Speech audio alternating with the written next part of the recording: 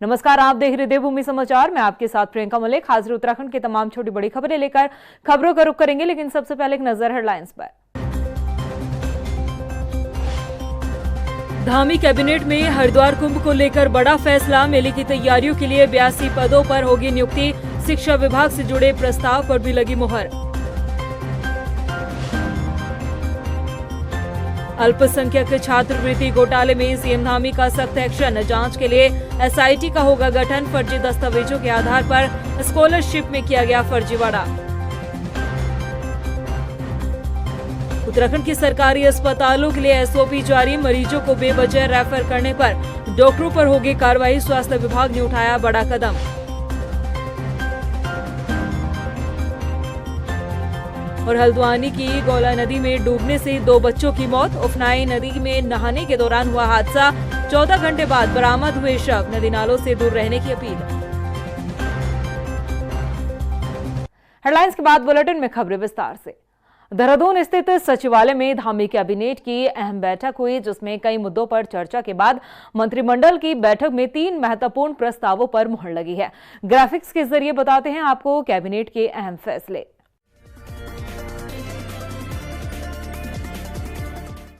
Dhami cabinet की बैठक में 3 अहम प्रस्तावों को मिली मंजूरी। हरिद्वार कुंभ मेले की तैयारियों के तहत 82 पदों पर नियुक्ति को मंजूरी। इससे मेले के सुचारू संचालन में मदद मिलेगी। शिक्षा विभाग में प्रधानाचार्य पद की सेवा नियमावली में संशोधन को स्वीकृति दी गई। इससे पदोन्नति, योग्यता और तैनाती प्रक्रिया में पारदर्शिता और स्पष्टता सुनिश्चित होगी। कैबिनेट ने प्रदेश में ई स्टैम्प व्यवस्था को सरल और अधिक प्रभावी बनाने के लिए बदलाव को मंजूरी दी। अब स्टैम्प की खरीद प्रक्रिया डिजिटल माध्यम से और अधिक सुगम हो सकेगी, जिससे जनता को आसानी होगी और राजस्व में पारदर्शिता आएगी। उत्तराखंड में एक बार फिर से छात्रवृत्ति घोटाला सामने आया है। फर्जी दस्तावेजों के जरिए करोड़ों की धनराशि का गबन कर लिया गया। मामला खुलने के बाद अब सरकार भी जागी है। मुख्यमंत्री पुष्कर सिंह धामी ने घोटाले की जांच के लिए एसआईटी बनाने के निर्देश दिए हैं। ये रिपोर्ट देखिए। उत्तराखंड की धामी सरकार भ्रष्टाचारियों पर लगातार कार्रवाई कर रही है। सीएम धामी ने अल्पसंख्यक छात्रवृत्ति घोटाले की गंभीरता को देखते हुए एसआईटी जांच के निर्देश दिए। बता दें कि केंद्र सरकार की ओर से उपलब्ध कराए गए 2021 से 22 और 22 से 2023 सत्र के आंकड़ों के मुताबिक राज्य की कुल 92 संस्थाएं संदेह के घेरे में हैं। इनमें से 17 संस्थाओं के खिलाफ प्राथमिक जाँच में छात्रवृत्ति गबन की पुष्टि हुई थी। वहीं इन संस्थाओं में कुछ मामलों में विद्यार्थियों की संख्या, पहचान पत्र यानी आधार कार्ड और निवास संबंधी दस्तावेज फर्जी पाए गए। वहीं इन संस्थाओं में कुछ मामलों में विद्यार्थियों की संख्या, पहचान पत्र यानी आधार कार्ड और निवास संबंधी दस्तावेज फर्जी पाए गए। दूसरी ओर उधम सिंह नगर जिले में सरस्वती शिशु मंदिर हाई स्कूल और रुद्रप्रयाग में वासु केदार संस्कृत महाविद्यालय जैसे संस्थानों में अनियमितता पाई गई, जिसके बाद अब नैनीताल, हरिद्वार और अन्य जिलों की संस्थाएं भी जांच के दायरे में आ चुकी हैं। वहीं इस पूरे मामले पर मुख्यमंत्री पुष्कर सिंह धामी का बयान भी सामने आया। उन्होंने कहा कि प्रदेश में छात्रवृत्ति जैसे कल्याणकारी कार्यक्रमों में किसी भी प्रकार की अनियमितता को बर्दाश्त नहीं किया जाएगा। इस मामले में जो भी दोषी पाया जाएगा उसके खिलाफ सख्त कार्रवाई की जाएगी। कई अन्य स्थानों पर भी जो है लोग रहकर जो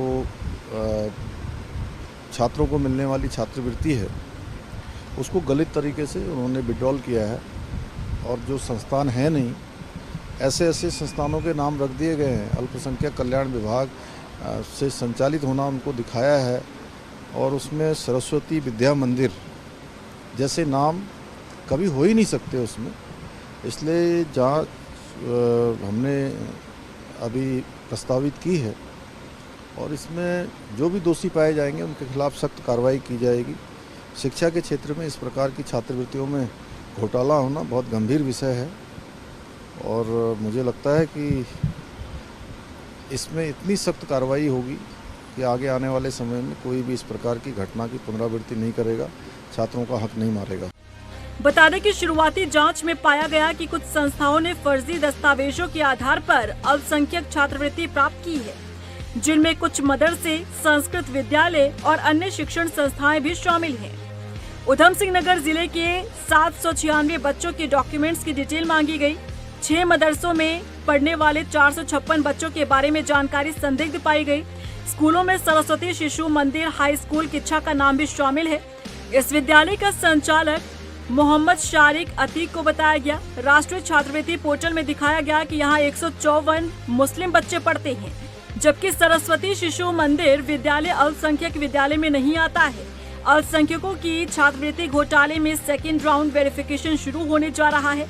उत्तराखंड के 72 कॉलेजों में पढ़ने वाले छात्रों का फिर से सत्यापन किया जाएगा। प्रदेश के 17 कॉलेजों में छात्रों की छात्र संख्या को लेकर फर्जीवाड़ा सामने आया था। वही उत्तराखंड मदरसा बोर्ड अध्यक्ष मुफ्ती शामून कासमी ने सीएम धामी के फैसले का स्वागत करते हुए कहा कि धामी सरकार के राज में किसी भी हाल में भ्रष्टाचार को बर्दाश्त नहीं किया जाएगा। देखिए, माननीय मुख्यमंत्री श्री पुष्कर सिंह धामी जी एक तो न वो करप्शन से समझौता करते हैं और ना ही वो बच्चों के साथ कहीं खिलवाड़ हो, इसके लिए वो कहीं भी कोई कंप्रोमाइज़ नहीं करते हैं। मैं माननीय मुख्यमंत्री पुष्कर सिंह धामी जी के इस फैसले का अभिनंदन करता हूं, स्वागत करता हूं और एसआईटी जांच का जो आदेश दिया है वो बहुत न्याय संगत है।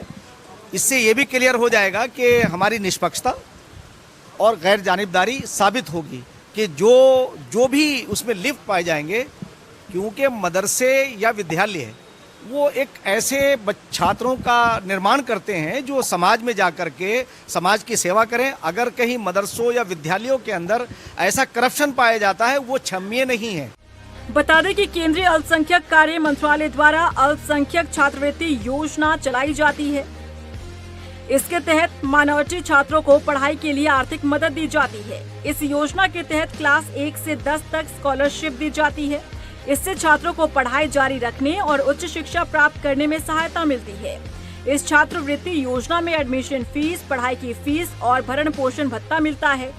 इसके साथ ही मान्यता प्राप्त संस्थानों में पढ़ रहे क्लास 11 और उससे ऊपर की कक्षाओं के माइनॉरिटी छात्रों के लिए ये योजना शिक्षण शुल्क, परीक्षा शुल्क और अन्य शैक्षणिक शुल्क उपलब्ध कराती है। लेकिन जिस तरह से उत्तराखंड के मदरसा, संस्कृत विद्यालय और अन्य शिक्षण संस्थानों में अल्पसंख्यक छात्रवृत्ति के भ्रष्टाचार मामले पर सीएम धामी ने एसआईटी जांच के आदेश दिए हैं, ऐसे में देखना होगा कि कितने शिक्षण संस्थाएं भ्रष्टाचार के दायरे में आती हैं और इन पर क्या कार्रवाई की जाती है। उत्तराखंड के सरकारी अस्पतालों में अब रेफर करने का खेल नहीं चलेगा, क्योंकि धामी सरकार ने सख्ती दिखाते हुए निर्देश जारी कर दिए हैं। अब बिना वजह मरीज को रेफर करने वालों पर सख्त एक्शन लिया जाएगा। इसके लिए एसओपी भी जारी कर दी गई है। रिपोर्ट देखिए। उत्तराखंड के सरकारी अस्पतालों में नहीं चलेगा अब रेफर गेम। धामी सरकार ने उठाया बड़ा कदम। बिना वजह रेफर करने वालों की अब खैर नहीं। सरकारी अस्पतालों के लिए एसओपी जारी। अब तक उत्तराखंड के सरकारी अस्पतालों में मरीजों को इलाज देने के बजाय उन्हें रेफर कर देने का खेल जोरों पर चल रहा था।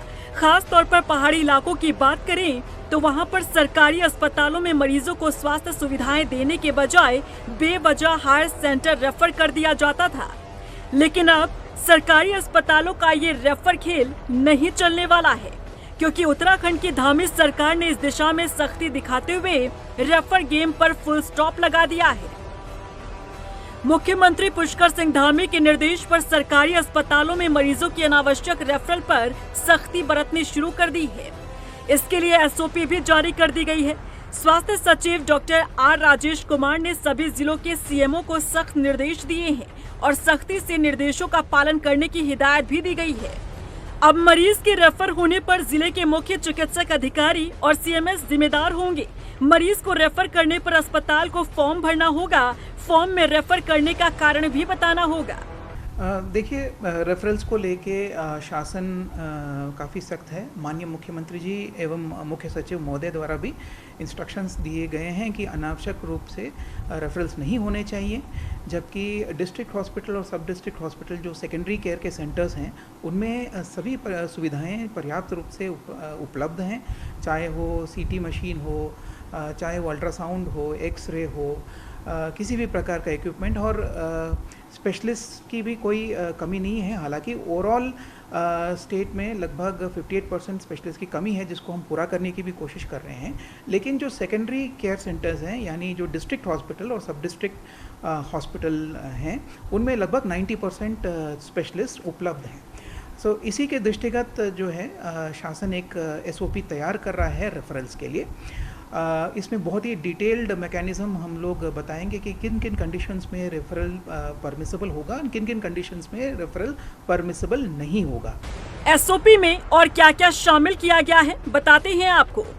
केवल विशेषज्ञ के अभाव में रेफर किया जाएगा। यदि किसी अस्पताल में आवश्यक विशेषज्ञ उपलब्ध नहीं है तभी मरीज को उच्च संस्थान भेजा जाएगा। ऑन ड्यूटी डॉक्टर मरीज की जांच कर खुद रेफर का फैसला लेंगे। फोन या ईमेल से प्राप्त सूचना के आधार पर रेफरल स्वीकार्य नहीं होगा। आपातकाल में त्वरित निर्णय की छूट होगी। गंभीर अवस्था में ऑन ड्यूटी विशेषज्ञ व्हाट्सएप कॉल के जरिए निर्णय ले सकते हैं, लेकिन बाद में इसे दस्तावेज में दर्ज करना जरूरी होगा। रेफरल फॉर्म में ये स्पष्ट किया जाना चाहिए कि रेफर क्यों किया गया, जैसे विशेषज्ञ की कमी, संसाधन का अभाव, अनुचित या गैर जरूरी रेफरल पाए जाने पर संबंधित CMO या CMS को जिम्मेदार माना जाएगा। दरअसल बीते कुछ सालों में कुछ ऐसे मामले सामने आए हैं जिनमें लचर स्वास्थ्य सुविधाओं के कारण मरीजों को अपनी जान गंवानी पड़ी। ऐसे मामलों की बात करें तो साल 2021 में टिहरी से मामला सामने आया। प्रतापनगर ब्लॉक में जंगली मशरूम खाने से पिता चमन सिंह और उनकी बेटी आशा की तबीयत बिगड़ी।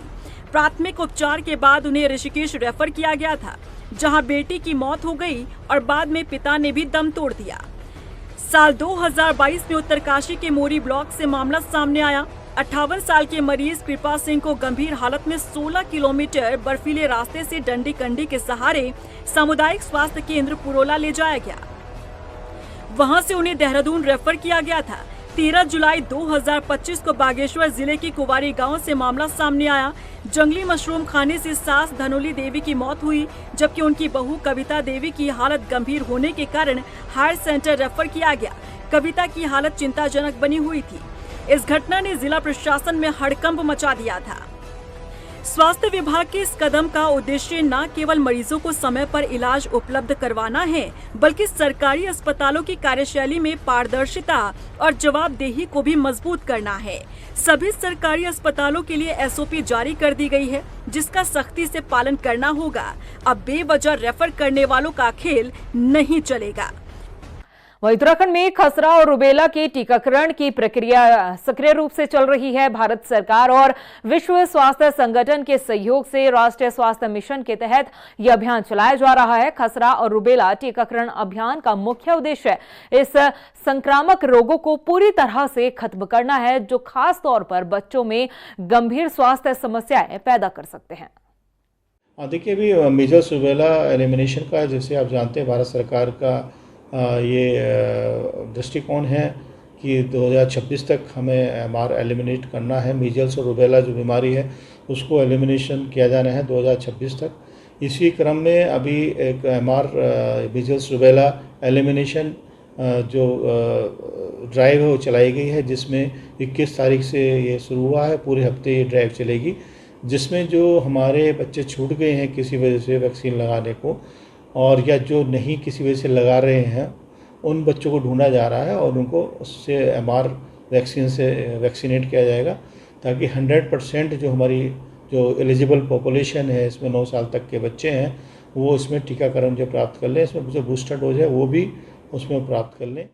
राजधानी देहरादून के सेंचुरियन डिफेंस अकादमी के शिक्षक की एक ऐसी हरकत सामने आई है जिसने सबको हैरान में डाल दिया है। क्लास में बातचीत करने पर छात्र को ऐसी सजा दी कि वो अब अपने पैर पर ठीक से खड़ा भी नहीं हो पा रहा है। 18 दिन इलाज चलने के बाद इस मामले का खुलासा हुआ है। रिपोर्ट देखिए।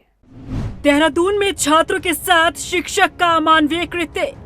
सेंचुरियन डिफेंस अकादमी के टीचर ने छात्र को दी सजा। 400 बार करवाई गई उठक बैठक। छात्र के पैर में आई दिक्कत, पुलिस तक पहुंचा मामला। उत्तराखंड के देहरादून में एनडीए की तैयारी करने आए मेघालय के छात्रों के साथ सेंचुरियन डिफेंस अकादमी के शिक्षक ने ऐसा बर्ताव किया जिससे छात्र की तबीयत बिगड़ गई। मामूली सी बात पर टीचर ने छात्र को ऐसी सजा दे डाली जो छात्र की जान पर बनाई। दरअसल क्लासरूम में दोस्तों से बात करने पर टीचर ने छात्र वर्ग से 400 बार उठक बैठक लगवा दी। आरोप है कि 400 बार उठक बैठक करने पर छात्र के पैर के लिगामेंट में खिंचाव आ गया अब परिजनों को चिंता सता रही है कि यदि उनके बच्चे का एनडीए में सिलेक्शन हो भी गया तो मेडिकल में समस्या आ सकती है। मैं अप्रैल के महीने देहरादून में सेंचुरियन डिफेंस एकेडमी से कोचिंग लेने आया था। तो इस महीने मुझे मेरे टीचर जय सर ने बात करते हुए पकड़ लिया था मैथ्स पीरियड में, और बात करते हुए पकड़े जाने पर उन्होंने मुझे आगे बुलाया, मुझे और मेरे दोस्त को आगे बुला के हमसे पूछा गया कि क्या बात कर रहे थे। तो हमने उस टॉपिक को लेकर सर को बता दिया और उस बात पे सर ने मुझसे 400 सेटअप लगवाए और उसकी वजह से मेरा नी का कार्टिलेज टेयर हो गया है। पीड़ित छात्र के पिता ने इस मामले में आरोपी टीचर के खिलाफ मुकदमा दर्ज करवाया है। सीओ विवेक सिंह कुटियाल ने बताया कि पीड़ित छात्र के पिता की शिकायत के आधार पर आरोपी शिक्षक जय के खिलाफ मुकदमा दर्ज कर पुलिस मामले की जांच कर रही है। ये मुकदमा 0 FIR में पंजीकृत हुआ है शिलोंग मेघालय में। वहाँ से ये हमारे बसंत विहार थाने यहाँ 21 जुलाई 2025 को आया। यहाँ हमारे द्वारा उस मुकदमे का संज्ञान लेके यहाँ मुकदमा जो था उसे अपराध क्रमांक दिया गया है और उसके उपरांत जो विवेचना है वो अभी इसमें चल रही है। फिलहाल हमारी बसंत विहार पुलिस ने अभी इसमें जो विवेचक हैं उन्होंने इस विवेचना में घटनास्थल का निरीक्षण कर लिया है। जो वादी हैं उस पीड़ित बच्चे के पिता, उनके बयान और जो पीड़ित लड़का है उन दोनों के बयान इसमें ले लिए गए हैं। बता दें कि ये पहला मामला नहीं। जून 2025 में देहरादून के पटेल नगर क्षेत्र में विशेष मानसिक दिव्यांग बच्चों की एक बोर्डिंग स्कूल में 2 सगे भाइयों के साथ यौन शोषण का मामला सामने आया था। सितंबर 2024 में देहरादून के प्रतिष्ठित स्कूल में असम में तैनात रहे रिटायर्ड पुलिस अधिकारी के बेटे की रैगिंग और यौन उत्पीड़न का भी मामला सामने आया था, जिसके बाद परेशान 8वीं के छात्र को स्कूल छोड़ना पड़ा था। वहीं सेंचुरियन डिफेंस एकेडमी में भी ये पहला मामला नहीं है। पहले भी फीस को लेकर एकेडमी में विवाद हो चुका है। अब जिस तरह एकेडमी के शिक्षक के खिलाफ मुकदमा दर्ज किया गया है, ऐसे में देखना होगा कि पुलिस इस मामले में किस तरह से कार्रवाई करती है। गढ़वाल की लाइफलाइन कहे जाने वाली तोता घाटी इन दिनों संकट की ओर बढ़ रही है। तोता घाटी में बड़ी बड़ी दरारें आ चुकी है, जिसने भूवैज्ञानिकों को भी चिंता में डाल दिया है। केदारनाथ और बद्रीनाथ धाम सहित आधे गढ़वाल मंडल को जोड़ने वाला मुख्य मार्ग नेशनल हाईवे 7 बड़ी समस्या की जद में है। तोता घाटी में आ रही दरारों को लेकर क्या कुछ कहना है एक्सपर्ट्स का, आपको इस रिपोर्ट में दिखाते हैं। मुश्किलों में गढ़वाल की लाइफलाइन, तोता घाटी में पड़ रही दरारें, बड़ी समस्या की जद में नेशनल हाईवे 7, भूवैज्ञानिकों की बड़ी चिंता। केदारनाथ और बद्रीनाथ धाम सहित आधे गढ़वाल मंडल को जोड़ने वाला ऋषिकेश बद्रीनाथ नेशनल हाईवे 7 एक बड़े संकट की ओर बढ़ रहा है। हाल ही में तोता घाटी क्षेत्र में बड़ी दरारें देखी गई, जिसने भूवैज्ञानिकों की भी चिंता बढ़ा दी है। इस समस्या का हाल ही में पता चला है। सामरिक दृष्टि से भी ये मार्ग बेहद महत्वपूर्ण है। ये समस्या अगर आई तो गढ़वाल की lifeline Rishikesh Badrinath national highway का फिर कोई विकल्प नहीं होगा। तोता घाटी उत्तराखंड के इतिहास और हिमालय क्षेत्र की विषम भौगोलिक परिस्थितियों का जीता जागता उदाहरण है। लेकिन तोता घाटी क्षेत्र में पड़ रही दरारों का यदि कोई विकल्प नहीं ढूंढा गया तो भविष्य में स्थिति काफी विकट हो सकती है। तोता घाटी क्षेत्र में पड़ रही दरारों से वैज्ञानिक भी चिंतित दिख रहे हैं। तो जो टेरेन है वो बेसिकली लाइमस्टोन का है। और लाइमस्टोन में बड़ी बड़ी दरारें होती हैं। वहाँ का जो जियोलॉजिकल फॉर्मेशन, हाँ, उसके बारे में बता रहा हूँ मैं। तो वो जो लाइमस्टोन है उसमें फ्रैक्चर्स हैं बहुत बड़े बड़े। अब ये कॉमन फेनोमेना है लाइमस्टोन में, क्यों उसके अंदर जॉइंट्स एंड क्लिंट्स होते हैं। वो जॉइंट धीरे धीरे धीरे करके ओपन होते रहते हैं। तो हमें भी नहीं पता था कि जहाँ पर तोता घाटी आज है उससे 300 मीटर ऊपर कोई इतनी बड़ी दरारें हैं।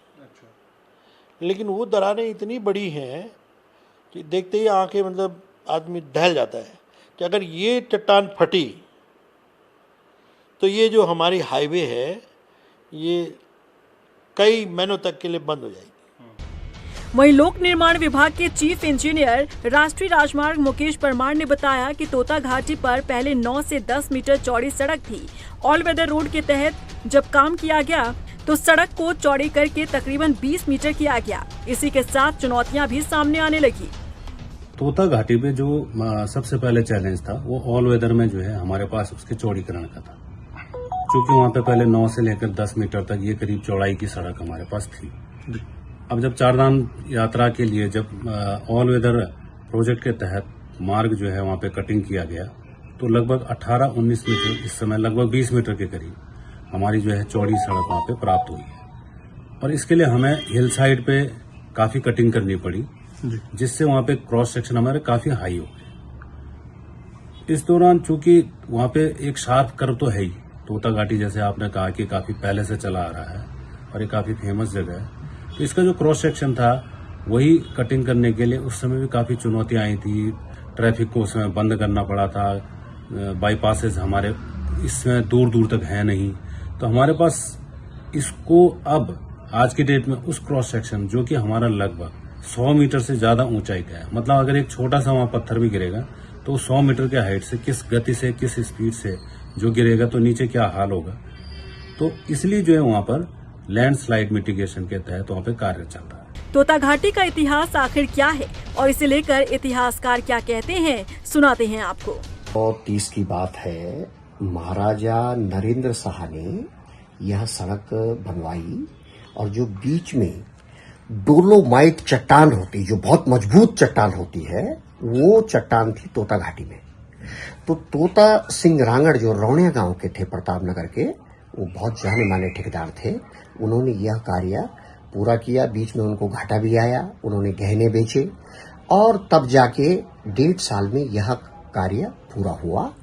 और नरेंद्र शाह इतने प्रसन्न हुए कि उन्होंने इसका नाम तोता घाटी रखा, महाराजा नरेंद्र शाह ने, और उन्हें जो है लाट साहब की पदवी दी, एक लाट साहब की पदवी दी, और यह जो है यह मार्ग बन गया। और ये जो है जो भूगर्भ वैज्ञानिक हैं वो भी जो है तोता सिंह की जो असंभव कार्य था उसको उन्होंने जो संभव बनाया उसको लेकर भी याद करते हैं। बता दें कि पीडब्ल्यूडी के रिकॉर्ड के अनुसार तोता घाटी में स्थित ऋषिकेश बद्रीनाथ नेशनल हाईवे पर 2014 से 15 के दौरान रोजाना 3,909 वाहनों की आवाजाही होती थी। साल 2026 से 27 में इसके बढ़कर लगभग 2 गुना यानी 7,019 होने की आशंका है। और यदि समय रहते तोता घाटी में आ रही दरारों को ठीक नहीं किया गया तो एक बड़ी समस्या खड़ी हो सकती है। वहीं कांवड़ यात्रा मार्ग पर स्थित दुकानों में क्यूआर कोड लगाए जाने वाले सरकार के फैसले को सुप्रीम कोर्ट ने भी सही ठहराया है। आपको बता दें कि सुप्रीम कोर्ट ने कहा कि दुकानदारों को क्यूआर कोड और अपना लाइसेंस लगाने में कोई हर्ज नहीं है। उधर मुख्यमंत्री पुष्कर सिंह धामी ने भी सुप्रीम कोर्ट के इस फैसले का स्वागत किया। उन्होंने कहा कि कांवड़ यात्रा में आ रहे श्रद्धालुओं की सहूलियत को देखते हुए ये कदम उठाया गया था, जिसे अब सुप्रीम कोर्ट ने भी उचित करार दिया है। माननीय न्यायालय का जो फैसला आया है बहुत स्वागत योग्य है। और हमने पहले भी, चूँकि हमने जो भी निर्णय लिया था वो आने वाले श्रद्धालुओं के लिए, कांवड़ियों के लिए, तीर्थयात्रियों के लिए लिया था जो देवभूमि उत्तराखंड आते हैं। और माननीय न्यायालय ने भी उसको उसी दिशा में उस फैसले को आगे बढ़ाया। मैं फैसले का स्वागत करता हूँ और ये हमारा संकल्प है कि देवभूमि में आने वाले हर एक श्रद्धालु को, तीर्थयात्री को, धार्मिक कार्य में आने वाले व्यक्ति को किसी प्रकार की भी जो है अशुद्ध चीज़ें न मिले, उनको शुद्धता से हर चीज़ मिले, उनके मन में किसी प्रकार का कोई भ्रम संदेह न रहे। वहीं बुधवार को शिवरात्रि के साथ इस साल की कांवड़ यात्रा संपन्न हो चली है। इस मौके पर हरिद्वार जिला प्रशासन ने कांवड़ मेले में शिव भक्तों का आभार व्यक्त किया। वहीं एसएसपी प्रमेंद्र सिंह डोभाल और जिलाधिकारी मयूर दीक्षित ने दक्षेश्वर महादेव मंदिर में भगवान शिव का आशीर्वाद लिया। इस दौरान दोनों अधिकारियों ने कांवड़ यात्रा में तैनात सभी सुरक्षा कर्मियों को भी उनकी जमकर तारीफ करते हुए उन्हें बधाई दी है। इसमें मैं समस्त पुलिस बल में जो साथ में खड़ा था, उन्होंने बहुत मेहनत से काम किया। मैं आप लोगों को भी धन्यवाद देता हूं जिनके द्वारा समय समय पर हमको इसके संबंध में आवाज चेताते रहे, बताते रहे। काफी चैलेंजिंग था क्योंकि एक लीडर के तौर पे मुझे भी यहाँ पर अपने ही लोगों के साथ खड़ा होना था और ये एक प्रोसेस है, इसमें तो साथ में सबको मिलकर ही काम करना। कई बार आप जी बिल्कुल, हाँ, ये तो खैर मैं वही कह रहा हूँ, एक ये मेले में सभी एक ही यूनिट के तौर पे काम करते हैं। मेरे को भी उस पर उतरने में कोई ऐसी दिक्कत की बात नहीं। देखिए, कांवड़ मेला काफी चैलेंजिंग था इस बार, क्योंकि काफी शुरू से ही हमने देखा था कि इवन 11 तारीख के पहले से बहुत कांवड़ यात्री आने लग गए थे। और जैसा मुझे हम लोग ने एक्सपेक्ट किया था कि जो संख्या है वो अभी तक की किसी भी कांवड़ मेले से ज्यादा संख्या इसमें आई है। उसके साथ ही सभी डिपार्टमेंट्स ने पुलिस डिपार्टमेंट के साथ कोऑर्डिनेट किया पुलिस फोर्स ने दिन रात मेहनत करी है और विपरीत परिस्थितियों में भी अच्छा काम किया है और हमारे समस्त सेक्टर ऑफिसर्स ने, जोनल ऑफिसर्स ने, डिपार्टमेंट ने जैसी जैसी नीड्स और डिमांड्स आ रही थी उस हिसाब से कार्य किया है। काफी कुछ सीखने को भी मिला है कि आगे वाले कांवड़ मेले को और कैसे हम बेहतर करें। हल्द्वानी की गोला नदी में नहाते वक्त डूबने से 2 बच्चों की मौत हो गई। आपको बता दें कि 14 घंटे के सर्च ऑपरेशन के बाद दोनों बच्चों के शवों को बरामद कर लिया गया है। ये बच्चे ग्राम बकुलिया के रहने वाले थे जो गोला नदी में नहाने के लिए गए थे। वहीं इस घटना से पूरे परिवार में कोहराम मचा हुआ है। उधर एएसडीएम शैलेंद्र सिंह नेगी ने कहा कि वो लगातार लोगों से अपील कर रहे हैं कि नदी नालों के किनारे ना जाए और सुरक्षा का ख्याल रखें। बावजूद इसके लोग अपनी जान जोखिम में डाल रहे हैं। कल शाम जो है जो डिस्ट्रिक्ट कंट्रोल रूम है, हमें सूचना मिली थी कि लाल कुआं थाना क्षेत्र में 2 बच्चे जो है मिसिंग चल रहे हैं और आज सुबह ही कुछ उन परिजनों को उनके कपड़े और अन्य चीज़ें मिली और गोला नदी में अभी उनका जो है थाना क्षेत्र से सूचना प्राप्त हुई है कि बॉडी रिकवर हो गई।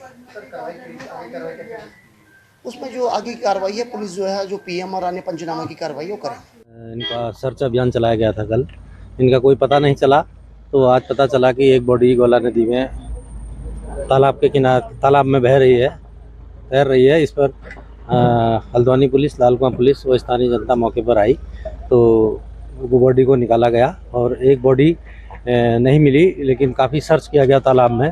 एसडीआरएफ भी मौके पर आई। स्थानीय जनता व पुलिस द्वारा सर्च अभियान चला के और तालाब के अंदर से दूसरी बॉडी को भी प्राप्त कर लिया है और दोनों की शिनाख्त हो गई है। प्रदेश की खबरों में इतना ही, फिर हाजिर होंगे कुछ और खास खबरों के साथ। तब तक के लिए मुझे दे इजाजत, लेकिन जाने से पहले एक नजर हेडलाइंस पर। नमस्कार। धामी कैबिनेट में हरिद्वार कुंभ को लेकर बड़ा फैसला। मेले की तैयारियों के लिए 82 पदों पर होगी नियुक्ति। शिक्षा विभाग से जुड़े प्रस्ताव पर भी लगी मुहर। अल्पसंख्यक छात्रवृत्ति घोटाले में सीएम धामी का सख्त एक्शन। जांच के लिए एसआईटी का होगा गठन। फर्जी दस्तावेजों के आधार पर स्कॉलरशिप में किया गया फर्जीवाड़ा। उत्तराखंड की सरकारी अस्पतालों के लिए एसओपी जारी। मरीजों को बेवजह रेफर करने पर डॉक्टरों पर होगी कार्रवाई। स्वास्थ्य विभाग ने उठाया बड़ा कदम।